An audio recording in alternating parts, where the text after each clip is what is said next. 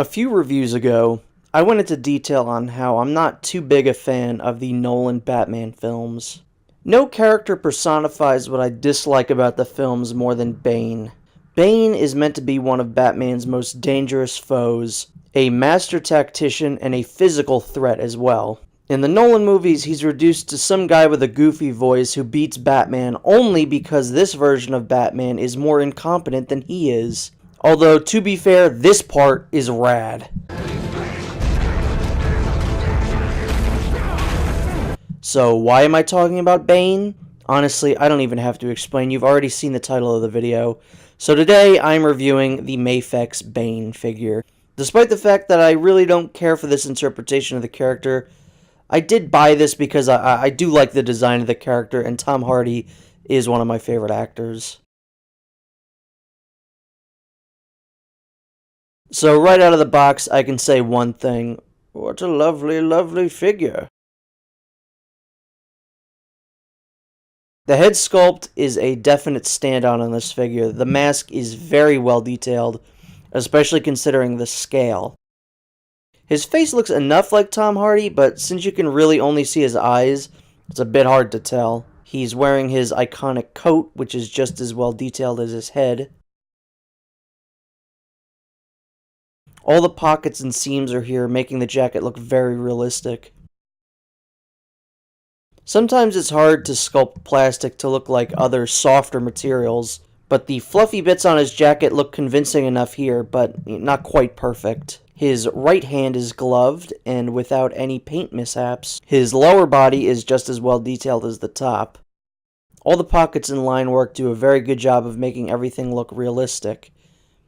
However, due to how much is going on down here, the lower half looks really busy with all the clashing colors. This isn't a fault of the figure, but of the original design. As for the articulation, there's really not a lot to complain about here. His jacket hinders his head movement quite a bit, but I'll talk about that more later. His arms can only go up this high, once again due to the jacket, but they do drop down to help with the posing. The jacket makes it so that he can't sit down properly, but I don't really know why you would want him in a sitting pose. The hands he comes equipped with are these open palm hands, which look very nice and can be used to recreate quite a few poses. On the box, it shows him in his most iconic pose. However, the articulation really does not allow for that to happen, and this is the best that I could do trying to recreate it.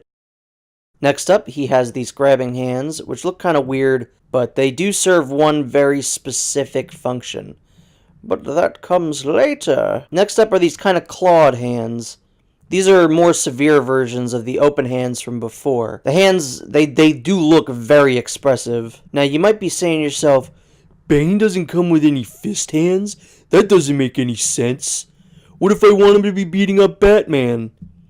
Well, good news. He does come with fists. They just happen to be already attached to his alternate arms. By removing his original arms, you can take off his jacket and pop these new arms in there. This now gives us a completely new and equally iconic look for the figure. I really love how muscular these arms look. They really make him look more threatening than he did in the jacket. With his coat off, we can see a lot more details on the figure, like his gauntlet on the right arm, and the scar running down the back of his head to his spine. As this look was used in one of the most pivotal scenes in the movie. I am the League of Shadows. I'm here to fulfill Ra's al Ghul's destiny. I've been having a lot of fun posing him in ways similar to that specific scene. Of course, all the previous hands are all interchangeable with this set of arms. Going back to the articulation for a second, the head is way freer now that the jacket is gone, and the arms, similarly, have slightly better movement. Now, about those strange grabby hands. These are used to hold on to the two included Batman cowls. Both of them are damaged, but in different ways.